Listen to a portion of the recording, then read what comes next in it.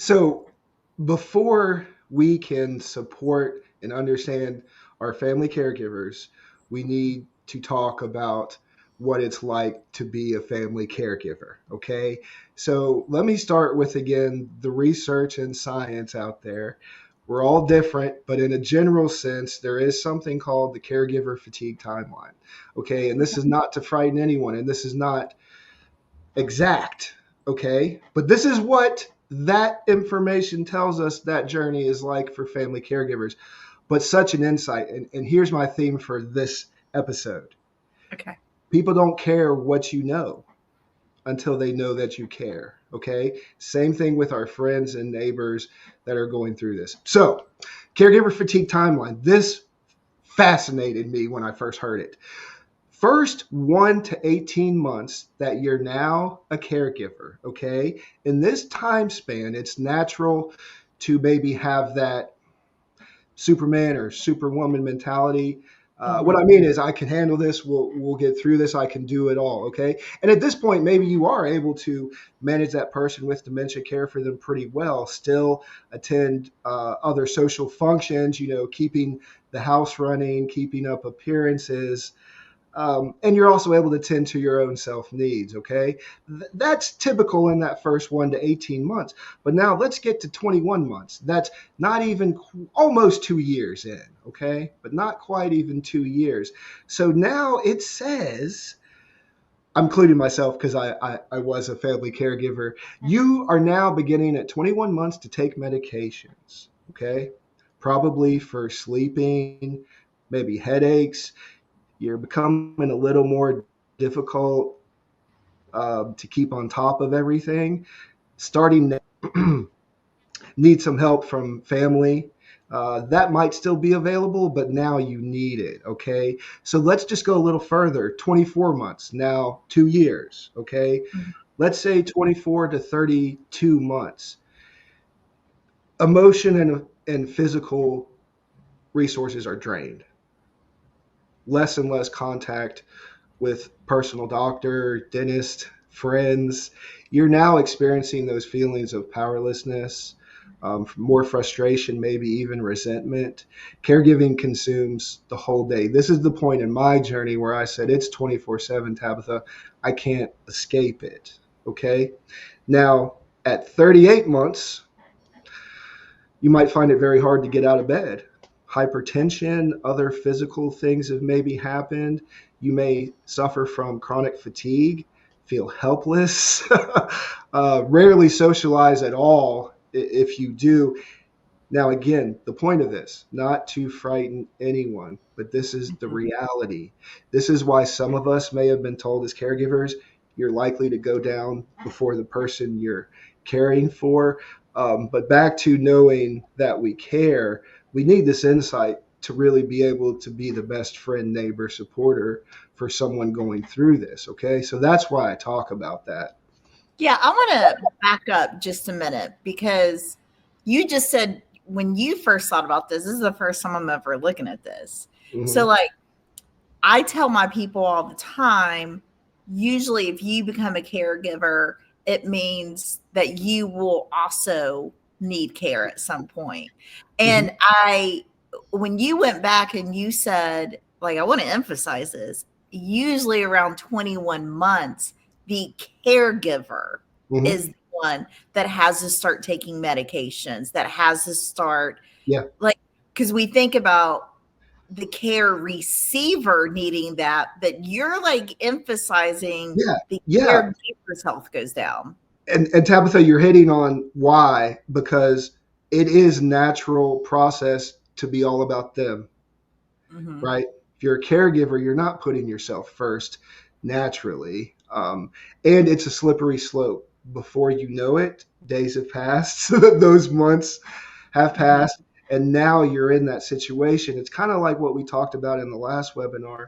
I'm preparing you now because none of us realized this. I had no idea. At 28, I thought I was having a heart attack. And I end up at my doctor's office, and my doctor explains anxiety and the pressure of what I'm going through. And I'm shocked because I'm like, it was just a normal day in that moment. You had told me something about something that had helped you relieve some pain and you didn't even realize you were in that much pain. Same kind of thing here. I didn't realize it was so much, you know. It's not like I was running around with one of these slides has a picture of an alarm clock that was going to tell me in 2 months from now or a year from now this is going to happen. I didn't Yeah. have that. So again, this is kind of like me speaking from beyond to let you all know. Again, here's the empowerment. Be aware. It's natural. It's common. It can happen so easily to all of us, even your coach.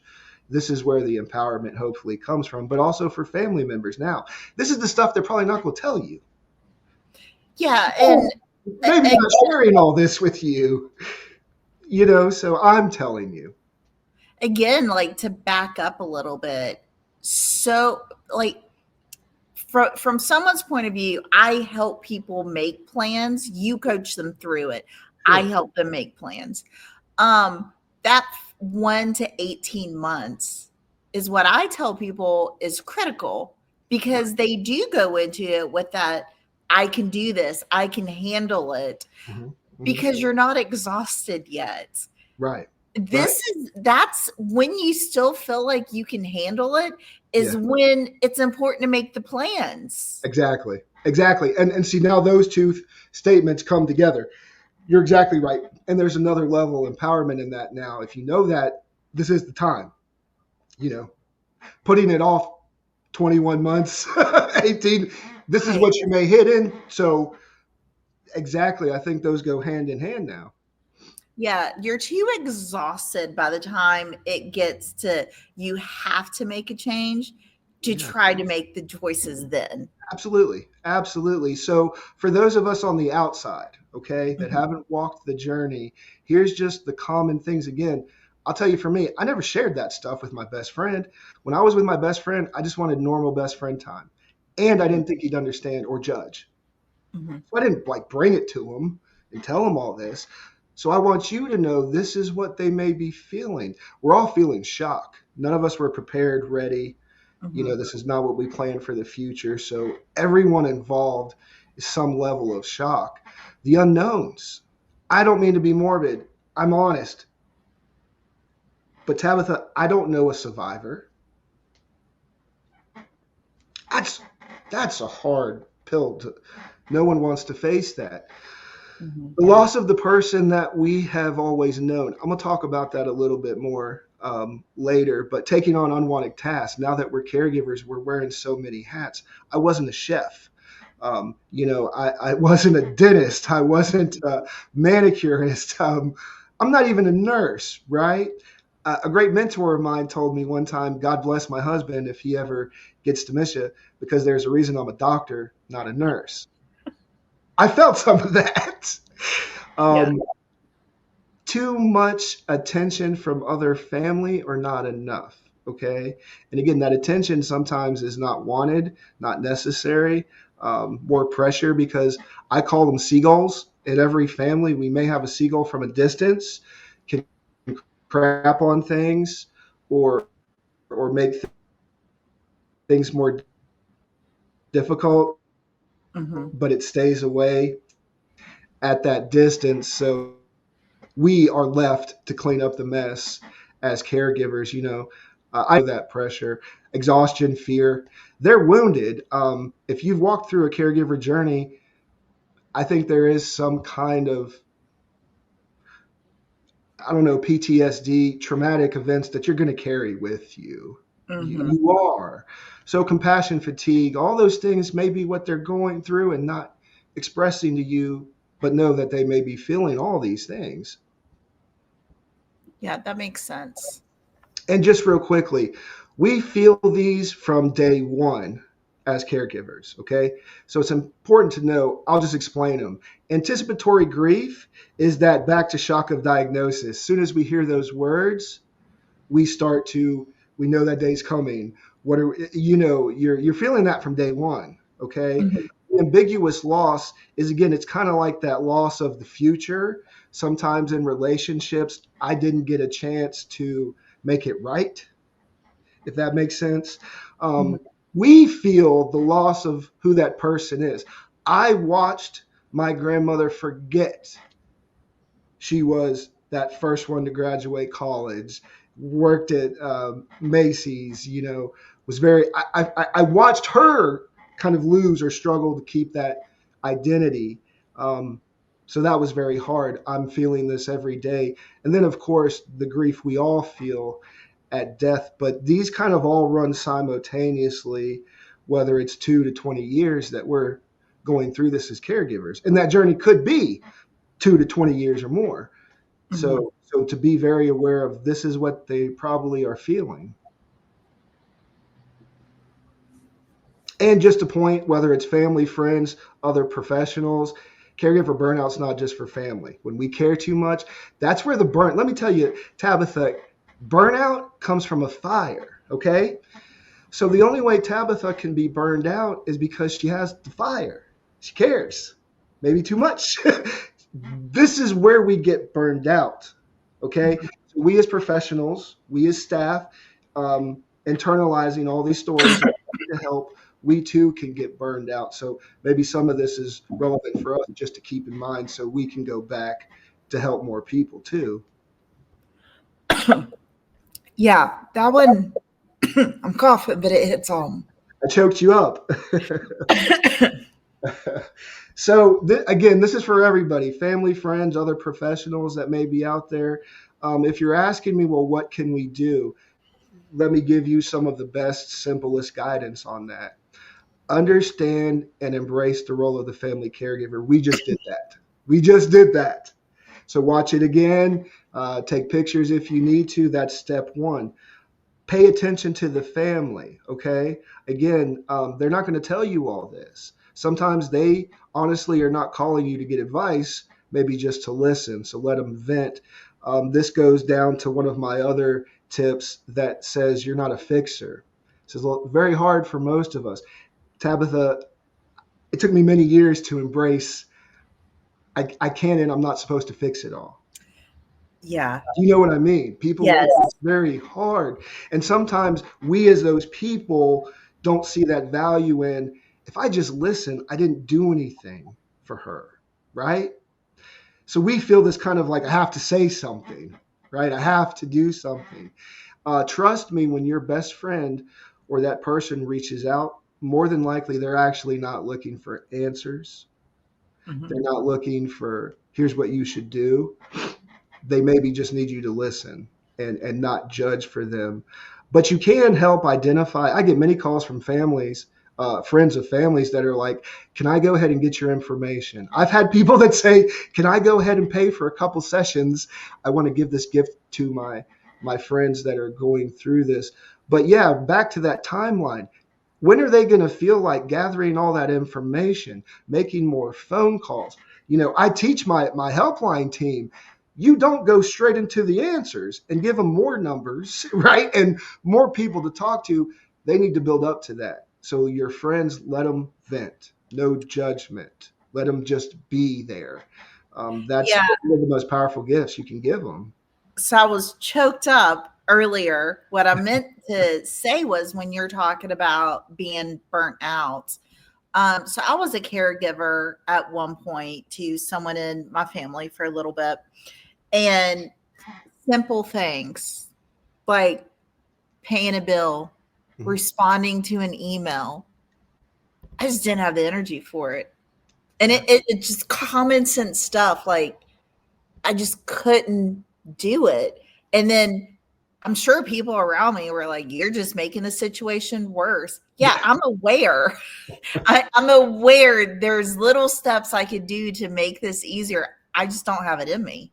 Yeah. And, so you're talking about, Tabitha, what I call that quicksand, and other things I'm going to talk about in here. We start to get so underneath, it's very Mhm. hard for you to even see like the point in making that email, right? Yeah. At some point, when I tell you to go see a movie with your friend, you're going to be like, you're an idiot. You're crazy. There's no way I'm so guilty. What if I got a phone call out when I'm having fun? How dare you? Right? You're so buried in the quicksand. It's hard for you to even believe that or see it. So that's why I'm kind of guiding, because that person that they need to be in your circle is only giving you that, eventually they may not be in your circle, right? So those Right. friends that are like, I want to help them so bad and they need me to be there, well, then follow my advice. So make sure they keep you in that circle. My mother knows what I do. I thought I'd be great helping her, right? But many days I was just still the son. Or she'd Mhm. say, I know, but I don't want you to tell me that. I Yeah. realized she just wanted me to be the son more than, and if she needs it, she knew she could ask me. But I've been there, almost blocked myself out. So there is very important message on here, and I want to explain it because people are probably wondering why I say this. Be a friend, okay? You're not hard pill to swallow. You're not a family member. What I'm doing here is there still are probably boundaries, Yeah. okay? So this goes to professionals as well. I say the same thing. Just remember you're a friend, be a great friend. It's like know your role and stay in your lane. Hmm. So there are some lines. You're not family, okay? You be the best friend you can be. And it is a team effort. You definitely have a role on that team. I'm going to empower you even more how to be the best in that role. But again, it's not, some things are not going to be for you to discuss or give your opinion on. And that's okay. But when needed, listen and repeat back. It seems like such an elementary exercise, right? Hmm. Tabitha, you say words to me, and then I'm going to repeat back and say, what I hear is, and you're going to confirm or not, and we're going to go on. And before you know it, you're probably going to walk away and say, he really listened. Right? Right. So And you that's feel the easy. condescending doing that, but it's important. Again, sometimes you may be thinking, I don't know if he was right.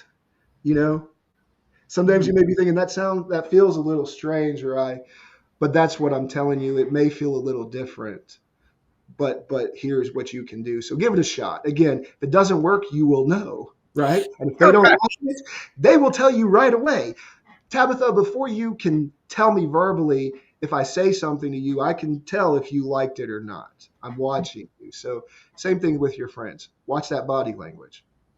Yeah, I think that was, the other webinar that we did together about that. That was such a big thing about be aware of all this that's going on.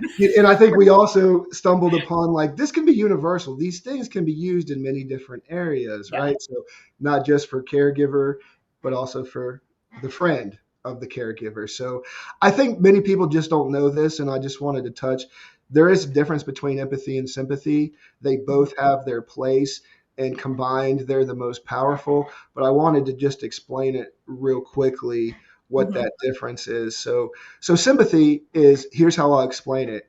Sympathy is like driving down the highway, seeing someone in the pouring rain, trying to change a tire. And as you pass, you may feel sorry for them or say, poor guy, that sucks, right? You notice it and acknowledge it, but you keep going. Empathy is a little tougher because it requires us to kind of get in the mud with them, okay? So you're feeling those emotions, you're feeling those experiences, and sometimes with my hand quotes, you're getting in the mud with them. This is why I say this. What do I do with families? Sometimes we cry together. Sometimes we laugh together. Sometimes I hold their hand and let them just go. I also teach and educate, but sometimes that's what they need, right? A no judgment zone. That's where you can really, again, give them a special gift. Yeah, I like that. So just again to explain it, here's the elements of empathy. Perspective is everything. Their perspective may not be yours, but remember, you're not there to judge. And it may be hard for them to tell you things because guarantee you in the mind, they're thinking already, they're going to think I'm crazy or they're going to judge me. So no judgment zone. Perspective is everything. And in those conversations, I always say, also be aware and find out what you could agree on or empathize with in that statement, right? Give you Mhm. an example I use in dementia trainings. If that person tells you they're being chased by a lion and you don't see a lion, I'm pretty sure you're smart enough to at least say, How would I feel if I was being chased by a lion? Yeah. There's where we connect. Have you ever been frightened? Have you ever been scared? There's a starting point. I'm gonna say it again. It's not your job to fix everything. We just need to be aware because we're also gonna set a level of a standard that we're not going to be able to meet. So we're Mhm. also going to feel burnout, let down. We're going to feel worthless, and that does nobody any good. And I talk about this more later, but please, I know it can be natural, but if I come to you and tell you I'm trying to make a decision of maybe choosing a facility, please don't share your horror stories. Yes. Oh, a lot of We people see do this, that. and I'm not judging, I'm just observing. In 16 years of doing support groups, now I'm like really ready. I see it coming, but I will stop because new person comes in, shares, and typically everyone now is going to share. Well, don't go, Shady Mhm. Acres. I heard this right, and I then say, listen, ask ask everybody here about a different place. You'll hear good and bad. Take it with a grain of salt. But that person now is just brave enough to say it out loud, and now you frightened them to death, right? It's So a big decision. yeah, Yeah. and let me tell you, it is equated to giving up. It is equated to I'm putting them in the hands of someone who may or may not know and make it worse. My mother, a brilliant person in this dementia care world, looked at me and said, but I know what it equates to in my mind. Mhm. So again, I just want to empower you as friends and families to know that. They may not tell you, but that won't do us any good. Okay. So again, and then I finish it off with active listening. You can never do that enough.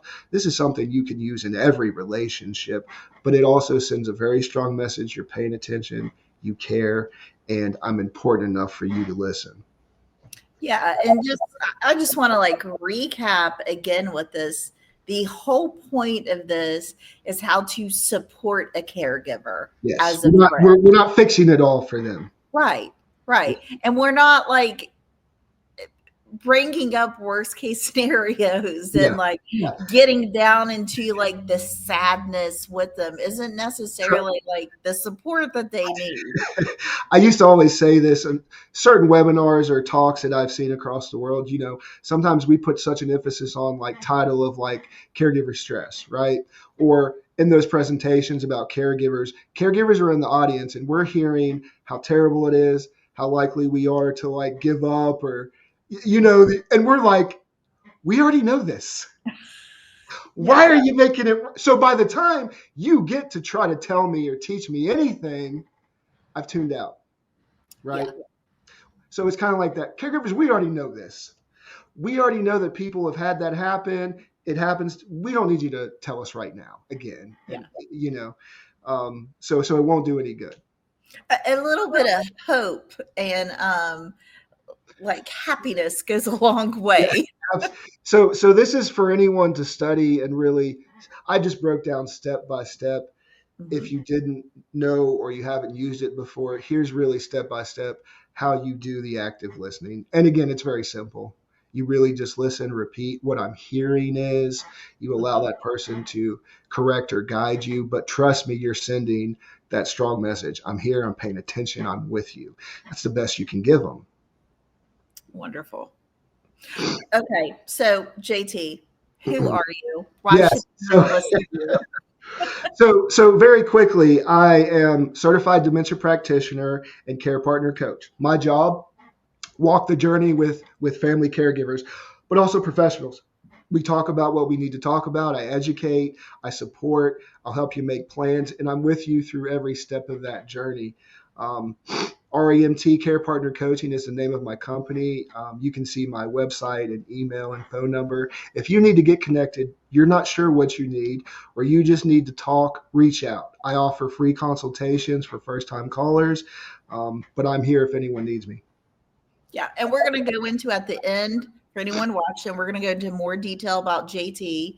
Just so you know who I am, my name is Tabitha Justice. I am the founder and CEO of Justice Retirement, and we believe in education. We think like the biggest part of retirement is understanding what's coming and being prepared.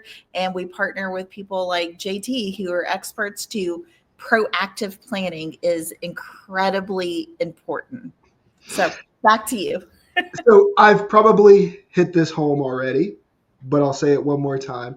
Whether we're talking about caregivers working with people with dementia, whether we're talking about friends and family to support those caregivers, hence the name of my company, I'm all about partnership. Okay.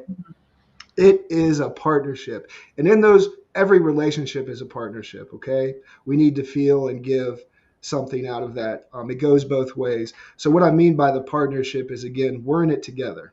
So, that is the underlying principle of all the things we've talked about. We don't judge, we don't frighten, we are there. We can give our opinion when asked, but we don't tell people what to do. But here's the point: when we're talking caregiver versus care partner, there's a distinction, okay? And seeing yourself as a care partner, it does help you and force you to see things differently. We're no longer giving care, which is one sided, okay? We're now doing with instead of doing for. So it does change that way of seeing things, that way of doing things, and that's my mission. Hence the name. I tell you, if you're a caregiver and you're willing to work, I will help turn you and transform you into a care partner. So that's just the theme of everything I talk about. It's a partnership.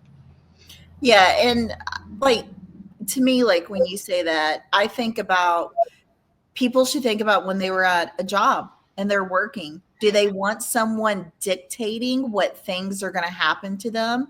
Right. Or did they feel more empowered when they were involved in the process? Absolutely. And you hit a key word, Tabitha, whether it's working with people with dementia, helping caregiver friends, you Mm-hmm. hit the key word. My best advice to anyone is, what would you need in that moment? How Yeah. would you feel?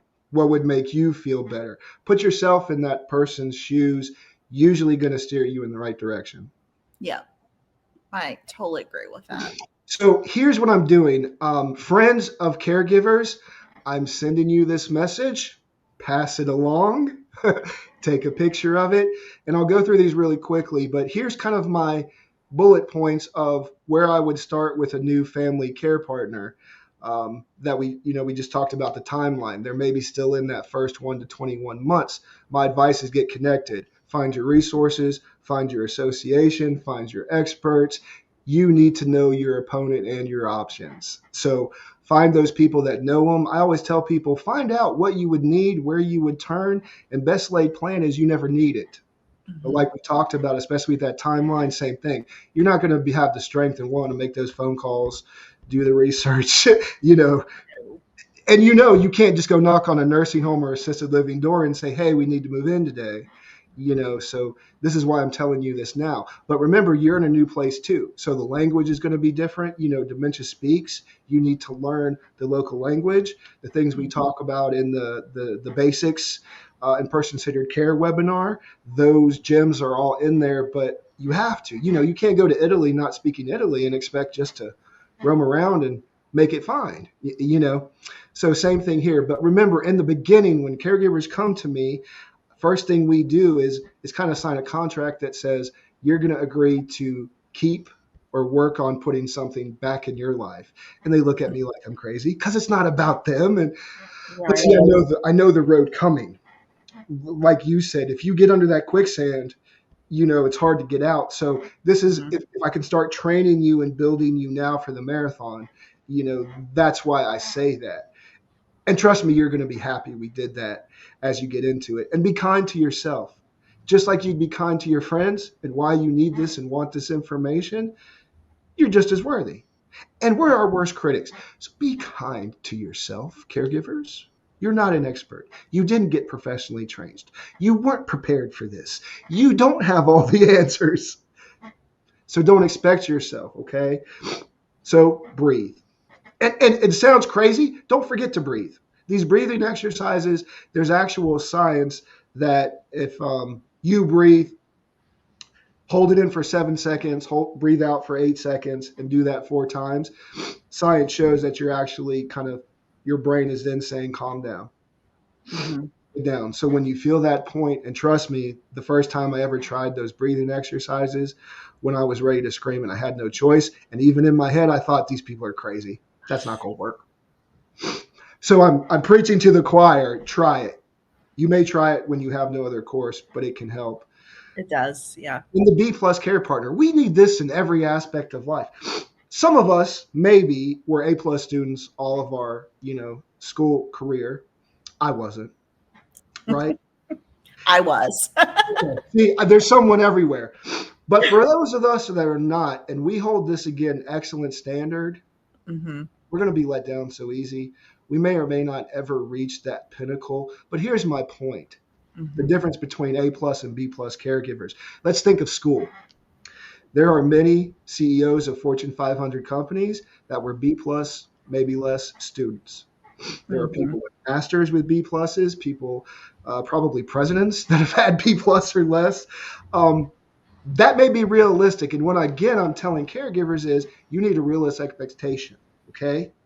Because you're going to be let down, frustrated, never hit that pinnacle. So be realistic. The more reality is a B plus caregiver is excellent, is great. They can do it. JT, as someone who was that perfectionist, by the end of my college, I'm like, why am I doing this to myself? Yes. It doesn't make any difference. The same outcome is going to come. I'm just putting extra unnecessary pressure. And Mhm. that's what a lot of caregivers do. Yeah. And the other reason I'm saying this is because so often caregivers just need to hear it. Hmm. They need some kind of confirmation that Yeah. can do wonders for them. So by you carrying this information or pointing them to this information, that can really relieve some of that off their Hmm. shoulders. But caregivers need to know their rights. So I'm going to show you the Caregiver Bill of Rights really exists, and it tells us we have rights as humans, as caregivers, and we need to use it to remind ourselves because we'll forget. Okay, and be prepared to say yes. Which I'll show you an example in a minute of what I mean by that. Okay. So be prepared to say yes. I love this. So one caregiver I worked with, it took some time to help empower her, but one day she told me about people at her church and neighbors and friends who would always, they're always asking if I ever need anything and if they Hmm. can ever help, but I never take them up on it because, as so many of us, they wouldn't understand or it's going to be too much or, they'll get ran off. And so it took some time to teach her, what about you? Let's go back a second. You're the captain of the ship, you're the oil to the wheel. What can help you and what have you lost? Because also caregiver life is associated with change, things being taken away. So one day she comes in with a huge smile and she shows me her cards. Anytime anyone would ask, she'd hand them a card. And I wanted to share some examples of her cards. And you can look here. I'll point out one thing, and Tabitha, you'll probably catch this. Do you notice anything about these cards? Maybe something that's not included in these cards? Um, I mean, for me, they just look like just simple things that someone can do. You're right. What I pointed out to her, which she didn't even realize, so I thought I did good as a coach. um, None of those have anything about her mom. Yeah. Okay. Nothing on there says sit with right? The reason I point that out is how long it took her to understand that, to see that she's just as important. It's not Mm. selfish, but she embraced how much these would make a difference. These would help her stand up again and feel a little normalcy. Or say, well, my life may feel chaotic, but at least I got my pills straightened out and I got some church feeling. Yeah. Drop that hint to your friends. Let them know. If anybody is asking or offering, you take it as believable. And just like my friend here, don't overthink it. It's about you in this moment. It doesn't have to be something about that person or for that person. What do you need? All right. So I'm not currently a caregiver, but you made me think of this. I am busy with work and I have employees, and I do get stressed out with that. Mhm. So one of my really good friends, I was going through a lot a few months back, and she comes to my house. She says she's going to go to the restroom, and she's like there forever. And I go and check, and she had noticed that I had jewelry kind of all over the place, Mm-hmm. and she just organized it for me real fast. And I was like, what a simple Yes. thing. Yeah. And she started getting the habit of whenever she came over, she would just organize one simple little thing. And then it got me okay to where I could say, like, this is going to sound kind of silly, but can you like gather all my shoes together? Or can you just hang up my clothes? And Mm-hmm. it just like little things like that Yeah. take someone 5 minutes, but makes a huge difference. Absolutely. And I noticed in that story, it may have also been that your friend, by them doing that, may have opened the door for you to Yes. embrace. Yes. To I So felt that, like it was okay to say yeah, like, "Yes, you exactly. know what? I am struggling. I could use a little bit of help." Yeah, absolutely. Exactly. Yeah. Love that. So I want to give you a visual. Again, you can find this on my website. I want to give credit to this was first attributed to Joe Horn, who first wrote about this in her book, Caregiving, Helping an Aging Loved One. It's published in 1985, but it's still relevant. So if anyone wants to find that book, I'm sure you can. But I wanted to show the visuals again, and this has nothing to do with the person in a way. It's about us. Mhm. I know for myself, I had these a copy in my wallet, a copy in my car, a copy in my bathroom because I didn't know when it would hit me. But I would read these often in the beginning and say things like, "Are you sure? Really?" Because I was so buried in it. So this is why I make sure I share this with anyone and everyone. Give this to your friends. Make sure they know about it. They're going to need this. So if you can go to the next one, I'll show you. Just a couple examples here. I have the right to take care of myself. This is not an act of selflessness. It'll give me the ability to take better care of my loved one. So when we are caregivers, we have guilt living here, talking Mhm. 24/7, and that voice gets really loud. So also, it's like, how do you form a habit? By reading this, embracing this. Sometimes at some point, this will be louder than that guilt, right? Mhm. This will help maybe you give yourself a gentle push to try the movies, even though the whole way there you're fighting it. But trust me, when you leave, you're thinking, man, I needed that. Mhm. This may be the bridge that helps you make that attempt. Okay. It talks about you have the right not to be manipulated by the person you care for or other people in your family. You need to hear that, right? Because it can easily happen. You have the right to seek help from other people.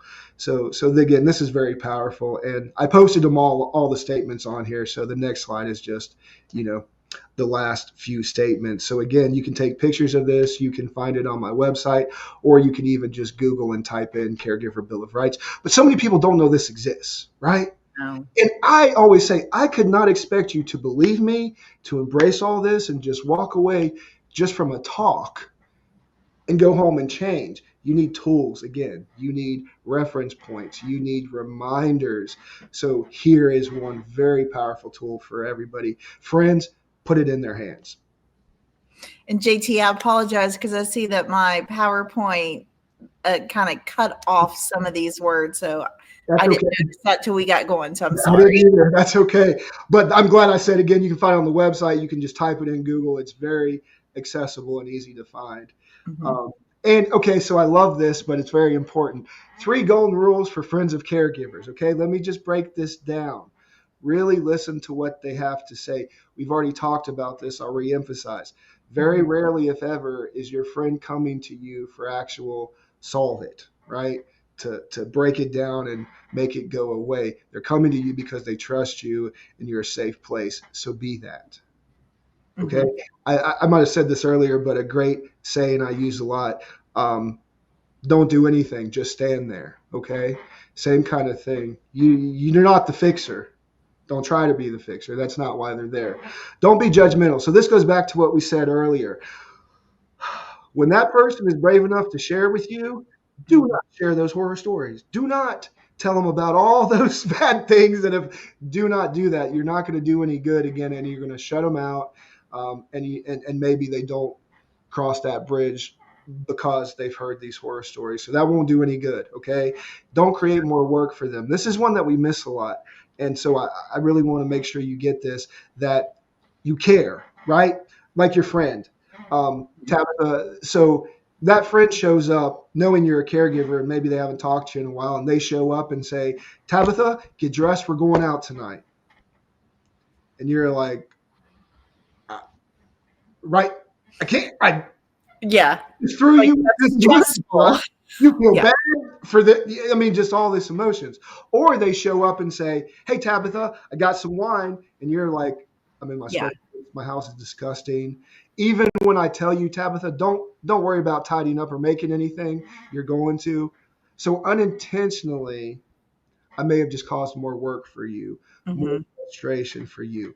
Do not walk away from your friends, but understand caregiver life is we could plan for months and then something happens that day. Any moment something can occur. So Yeah. again, preparation, show up and say, "Hey, I just wanted to stop by, give you an invitation. If you can make it next week, or call them and say, I'd like to go to the movies. Let's see if we can make that a goal for us." But just understand that you mean well and show up, and again, unintentionally may have just caused pressure or embarrassment. And we just don't need to do that to our friends. So those are kind of those golden rules. Yeah, I love that. It's just so important to you don't want to add more pressure to the situation. And Absolutely. And again, as we know, as friends, a lot of these things happen unintentionally. mhm. You meant well. You weren't intending to You frighten. just want to do something good. Absolutely. And that's where I always say they come from good place. Now, if I could sum this up, scream this from the top of the mountain, tell this to all of your friends and family that are doing this, but this is a real thing, okay? Because I've seen people every day crying and feeling broken, right? And what I'm seeing is, but you realize what you're doing every day? I know what you're feeling every day and going through, and we need to give ourselves more credit. So, this is the best way I could sum it up. Truest statement I could ever say. So, what I mean is, think about that person who's more agitated, looks like they're more lazy and not keeping up with appearances and all right. They could look like they're broken, they're sad, they're a weak person in a way, but you can't get to that place without being very strong. You can't go through that every day without being one of the strongest people I ever know. So I say that to say, maybe like aliens. I don't know if they exist. I've never met one. I've never met a wimp. If you're a caregiver, I don't care what you tell me. You've got strength inside you that you don't even know. And Hmm. yet, that's back to where I come from. My job is to help you learn, grow, and become aware and embrace that inner strength. Yeah, and I will say for anyone watching this, that is, if you ever talk to JT, again, I'm not caregiving, but every time I talk to JT, I'm like, where's the couch at? I need to like lay back on my couch. I'm ready to cry. I'm ready to like, it's just validating whatever it is that someone's going through. And like a coach doesn't necessarily mean they're going to solve all your problems. It's you're Right, okay. right, right. Absolutely, absolutely. So in summary, a couple of the things that I offer as a care partner coach, family care partner coaching, those are sessions that we can talk about whatever we need to talk about, go wherever we need to go. Sometimes it's education, emotional support, action planning together, but it can be, again, I go wherever we need to go. And sometimes you may not know where to start. Just, let's meet and we'll go from there. Sometimes it's hard to make decisions as a family. We have different opinions, different information, and sometimes it's helpful to have someone that can keep it on the subject that it needs to be on, but also can answer any questions you may have about this thing we're facing. So, for example, well, if we tried this approach, what could be the outcome, or what do we need to be Mhm, aware of? All those things. So that's invaluable information, but a rarity to find when we're talking about dementia and caregiving. mhm. And again, Just overall professional help. I work with professionals. I consult with professionals. I train professionals. So I always say, trust me, families, I'm empowering you and I'm bringing these messages to the professionals as well, right? I'm working with both sides.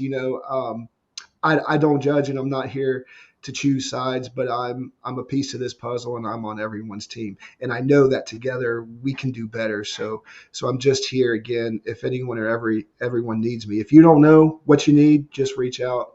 We'll find it. But I'm here. You can find me on Facebook, REMT Care Partner Coaching. You can visit my website, remtme.com. You can call me at 304 553 7557. However you need to get connected, get connected.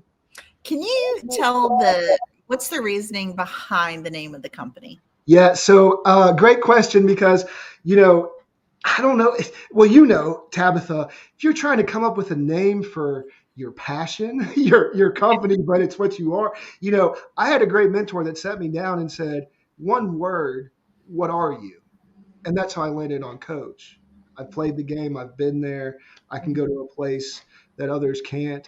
But the name, so the reason I do this is because it was personal. I became a caregiver for my grandmother in my mid 20s, and that set me on this journey. So 16 years later, when I'm thinking of a name, I'll tell you this story. If you met my grandmother, even on her last day of that 8.5 year journey, if you called her anything other than her full name, like Honey or Sweetie or Ruthie, she would sit right up and look at you and say, my name is Ruth Ella Mooney Thomas. So the REMT is Ruth Ella Mooney Thomas. It's just an honor of my grandmother, and the reason I do this. So it sounded perfect, and it does help spark that question, which is a great story. So Yeah. maybe it's a win-win. But I'm glad you asked. Thanks for asking that. Yeah, I love that.